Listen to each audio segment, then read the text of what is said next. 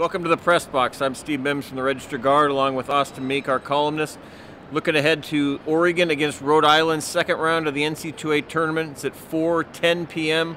The Ducks coming off a pretty overwhelming victory over Iona, whereas Rhode Island was one of the very few upsets we saw in the first round of the tournament, knocking off Creighton 84-72. A lot of people thought this would be Dana's Ducks going up against Dana's old crew from Creighton, but instead we end up with the Rams of Rhode Island for Oregon. Initial thoughts on the matchup, Austin?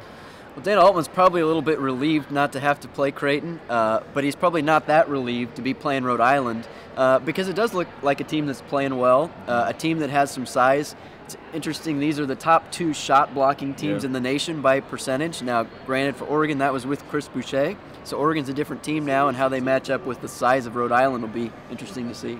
Yeah, Rhode Island's best shot blocker, Hassan, has I think he's 6'7", then they start at 6'9" too. So it's kind of like Oregon, you know, without Boucher in there, you don't have the 6'10" guy. You kind of go with Jordan Bell at 6'9". So similar matchups there. Oregon's want to get out and run. Iona was willing to run with Oregon, and we saw how well that worked. Rhode Island won't be running with them. Rhode Island's going to slow it down a little bit more. E.C. Matthews, their leading scorer, with some guards, but it's an offense that's going to try to plot around a little bit more than we saw from Iona. Yeah, Dan Hurley's team doesn't play exactly like Bobby Hurley's team at Arizona State. Arizona State likes to run a little bit and shoot a bunch of threes. Rhode Island is a little bit more methodical. And it'll be interesting to see, is there any carryover from those matchups with Oregon and Arizona State? I'm sure the Hurley brothers have been talking a little bit, so maybe there's some intel going back and forth there.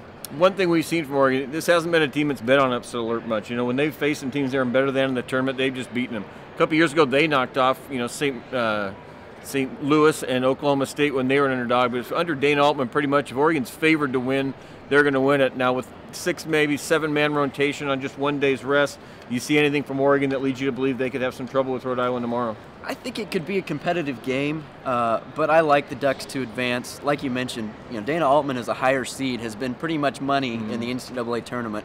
And so I think Oregon gets through this one and gets to Kansas City, but I think it could be a competitive game.